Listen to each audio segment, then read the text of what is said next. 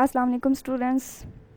आज हम स्टार्ट करेंगे बायोलॉजी फर्स्ट ईयर का पहला लेक्चर, दैट इज़ इंट्रोडक्शन।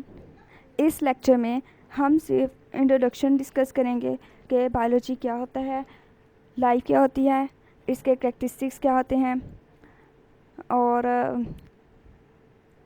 ये सब हम इसमें डिस्कस करेंगे। First of all we will learn what is biology. तो बायोलॉजी साइंस की एक ऐसी ब्रांच है जिसमें हम लिविंग ऑर्गेनिजम्स यानी जिंदा जानदारों की स्टडी करते हैं। The study of living things is called biology. It is a branch of science which try to describe the nature. ये अब जो साइंस होती है वो नेचर को डिस्क्राइब करती है। अब नेचर में तो लिविंग थिंग्स के साथ साथ नॉन लिविंग ऑब्जेक्ट्स भी आते हैं, तो इसलिए लिविंग थिंग्स के साथ साथ नॉन लिविंग थिंग्स की भी स्टडी की जाती है जो लिविंग थिंग्स पर किसी न किसी तरीके से असरअंदाज होते हैं। Biologist are concerned with living things as well as non living things affecting the living things in different ways. What is the meaning of the word biology? Biology has been derived from two Greek words. BIOS का मतलब होता है life और logos का मतलब होता है reasoning thought, यानी बायोलॉजी का मतलब हुआ ज़िंदगी का मुतालिया। The study of life is called biology. अब the word life, what is life? ज़िंदगी क्या है, ज़िंदगी क्यों है, कहाँ से आई? ये बहुत सारे क्वेश्चंस हैं जिनका जवाब अभी तक नहीं दिया जा सका। And these questions are left to answer for philosophers and theologians कि वो इसका जवाब तलाश करें। लेकिन साइंस के मुताबिक लाइफ क्या है, तो वो हम देखते हैं कि लाइफ क्या है।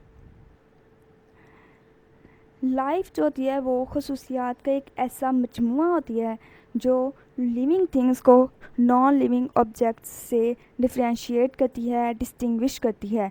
Life has a set of characteristics that distinguish living organisms from non living objects.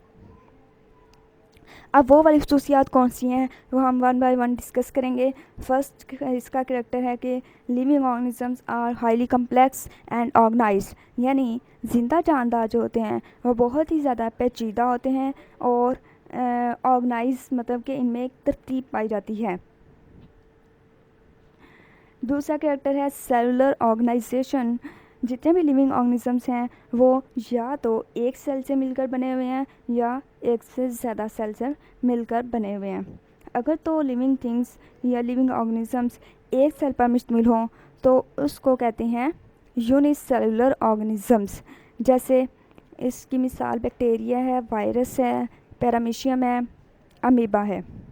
इसी तरह ऐसे ऑर्गेनिजम्स जो दो से ज़्यादा सेल से मिलकर बने हुए हों उनको मल्टी सेलुलर ऑर्गेनिजम्स कहते हैं। मल्टी का मतलब ही दो से ज़्यादा होता है, तो इसमें प्लांट्स, एनिमल्स और बाकी सारे ऐसे ऑर्गेनिजम जो यूनिसेलुलर के अलावा हैं वो मल्टी सेलुलर ऑर्गेनिजम्स में शामिल हैं। इनकी जो बॉडीज़ होती हैं वो millions and trillions of cell से मिलकर बनी हुई होती हैं।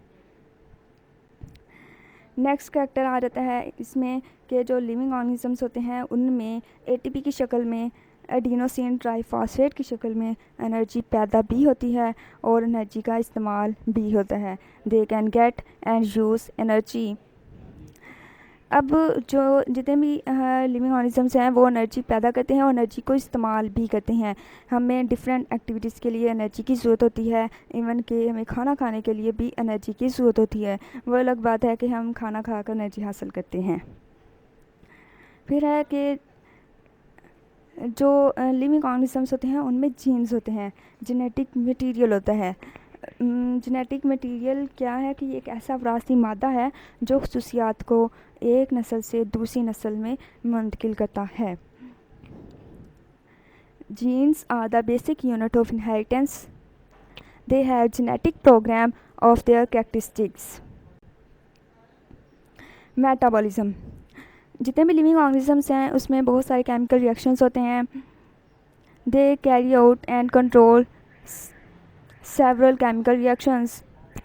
अब केमिकल रिएक्शंस भी दो तरह के होते हैं, एनाबॉलिज्म और कैटाबॉलिज्म।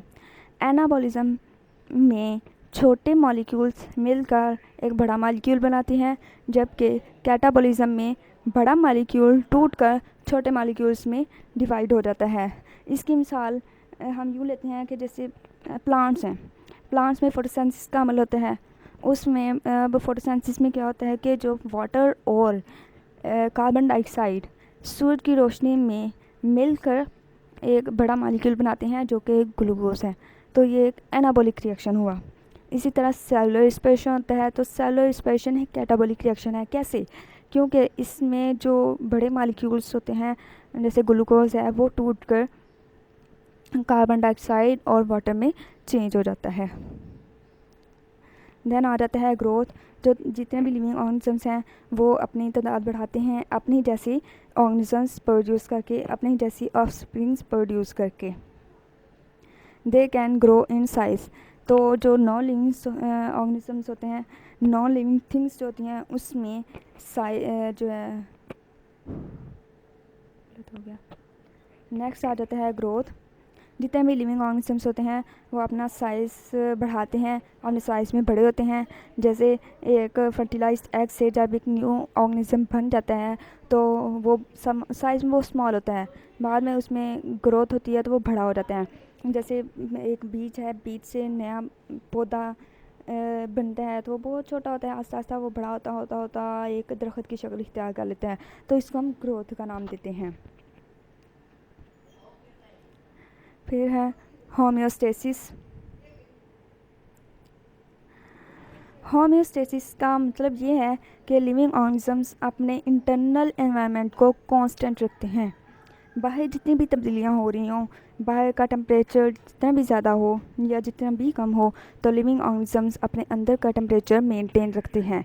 इसे होम्योस्टेसिस कहते हैं। दे maintain a constant internal environment. Next character है रिप्रोडक्शन।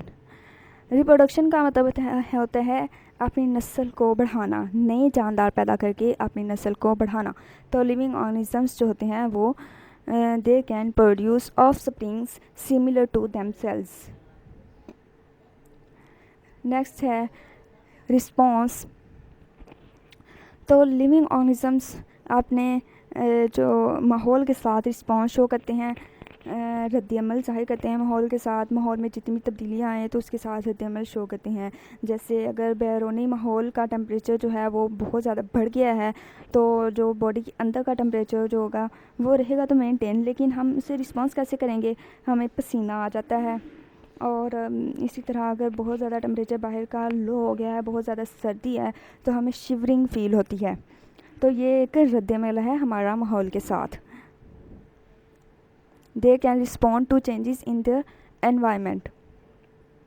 तो स्टूडेंट्स, ये था आज का हमारा लेक्चर जिसमें हमने पढ़ा कि बायोलॉजी क्या होता है, लाइफ क्या होती है, लाइफ की खुसूसियात क्या होती हैं, लिविंग थिंग्स क्या होते हैं। तो ये सारी खुसूसियात पढ़कर हमें पता चला कि लिविंग थिंग्स क्या है। लिविंग थिंग्स को हम किस तरह से डिफ़ाइन कर सकते हैं? Any object showing these characteristics simultaneously can be termed as living things, so they are used for biological studies. That was our today's lecture. Thank you.